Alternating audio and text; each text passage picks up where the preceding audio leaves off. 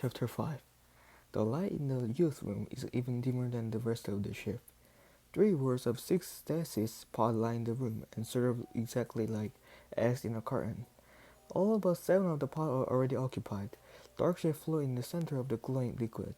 It reminds me of the green water of the mangrove canals near Lita's childhood home in Tulnan, the most peaceful place on earth.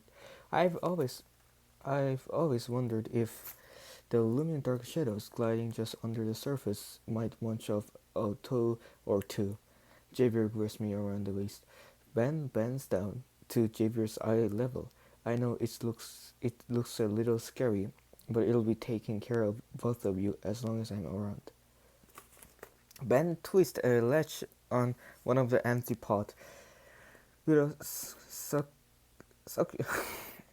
suction pop, the lid springs open. See, just like a well-checked scanner at the doctor's office. Who will put you guys in? Javier asked Ben, pointing to the pot. Mom throws an arm around Javier's head, wrapping her hand over his mouth. Sorry, she says. He doesn't understand. Ben bends down. Ben bends. Ben bends back down in front of Javier. We have the coolest job ever. We get to live our whole lives on this trip. Ben waves his arm. Traveling through space. Did you see how awesome my new home is? Javier nodded. He's right. I guess it is better than dying on Earth, but Ben's Park will still won't have the smell of the desert flowers after the rain. The massive screen overhead might simulate the day and night sky, but it won't have the crack of a lightning strike or rumble of thunder. His view into the darkness of space is empty compared to the orange and red of the Sigur de Cristo mountains back home. Ben continues. I even got to help the people on the first ship fall asleep before they took off. Builders, farmers, lots of kids. When your ship lands on Sagan, they will be ready for, he taps Javier's forehead, the science our ship brings. I think of the other ship we'd seen on the way in, and wonder how many kids are traveling with their parents like us. Ben hands my mom a plastic bed and pulls out a changing partition. While mom helps Javier change, Ben motions for dad to step closer to the pot. He lowers his voice, and his tone shifts like he's already said the exact words 100 times that day. Incognito's downable cognitions puts the organs and brains to sleep immediately. The gel preserves tissue indefinitely, removing senescent cells and waste.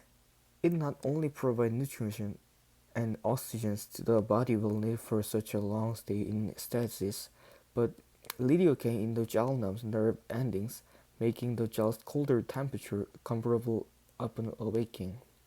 Dad takes a deep breath. I understand. Thank you.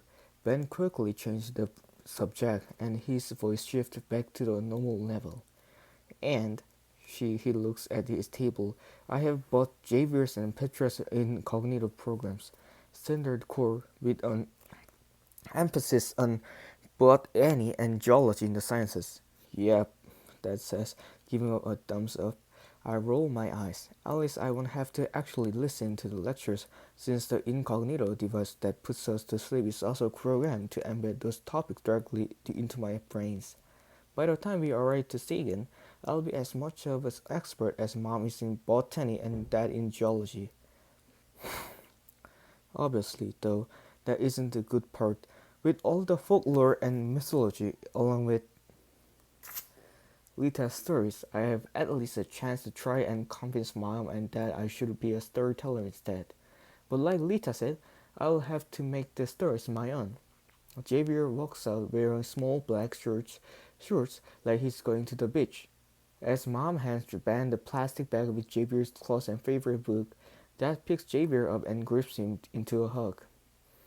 Mom rubs Javier's back while he stares at the open pot.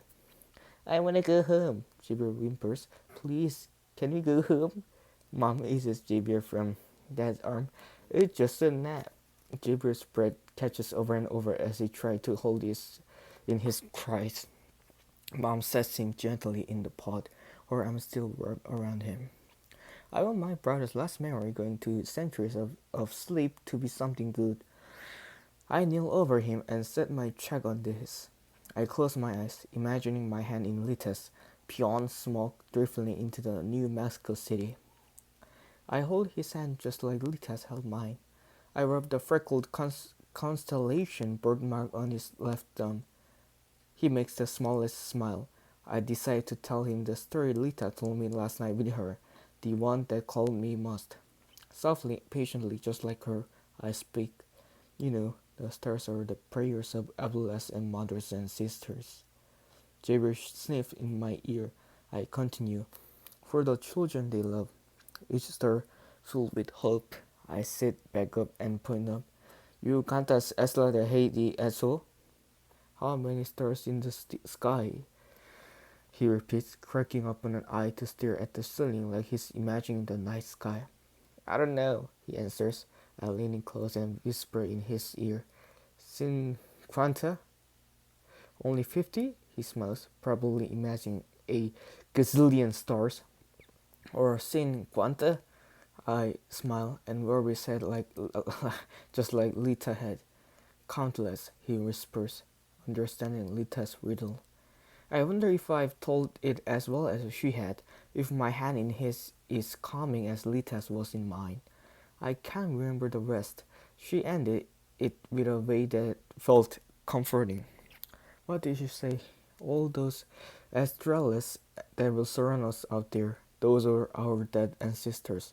They'll whisper messages in our ears. Javier sits up. His eyes go wide.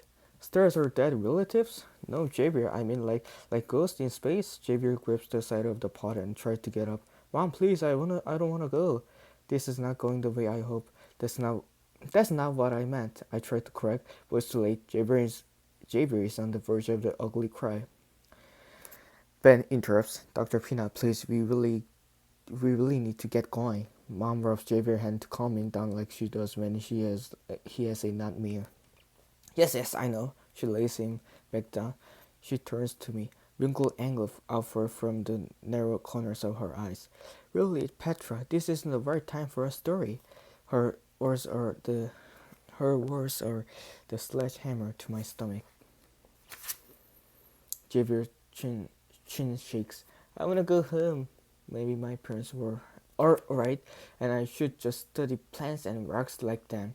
Maybe wanting to tell story is living in a fantasy world, or or me with my hand in the cloud. We are going home, Javier. I try to recover, sticking to what I hope will be true. We'll run and play and sing just like we always have. Javier nods, but his attempt at a smile looks more pained than convincing. That pats my back. I force a smile back, but I think I've already done too much damage. What's Lita's secret? I'll never be as good as her. Ready? Ben whispers to